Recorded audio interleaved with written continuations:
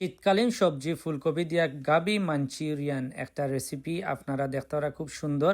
আজকে দেখাইমু একটা কিলা তৈরি করা হয়। আজকে আপনারা পুরা ভিডিও দেখা। পয়লা আমি গেলাম তিল লোয়ার লাগিয়া আমরা সুপার শপো, তারপরে বাইয়ারে লইয়া কবি লইয়া বাড়িতে আইলাম। আওয়ার পরে কবিটা ওয়াশ করিয়া আমি এখন কবিটারে কাটিমু।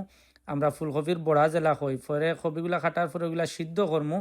আমি সিদ্ধ লাগি গরম বয়াইলাম, একটু হলুদ দিয়া লবণ দিয়া সিদ্ধ হয়ে গেছে। এখন আমি এরারুট ময়দা, এরপরে লবণ, তারপরে ডিম, তারপরে হালকা একটু স্পাইসি লাগিয়া আমি দিমু একটু মরিচ দিয়া আমি এগুলা বালা করে মাখাইমু। অনেকে এগুলারে পেস্ট বানাইয়া পরে তেল বাজে। আমি আমার স্টাইলটা একটু যার যার ডিফারেন্ট স্টাইল।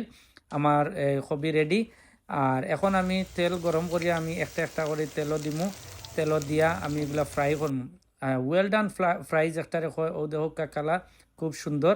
এখন আমি একটা কোট করমু, যে একটা সেক্রেট সস বানাইমু। আমি রসুন দিলাম, তারপরে তেল, তারপরে টমেটো সস দেওয়ার পরে বারবিকিউ সস, তারপরে আমি ইনো দিমু সয়া সস, তারপরে হালকা একটু স্পাইসি লাগিয়ে আমি মরিচ আর গোলমরিচ দেওয়ার পরে এগুলা বালা করে কুক করার পরে আমি কবিগুলা ছাড়ি দিমু।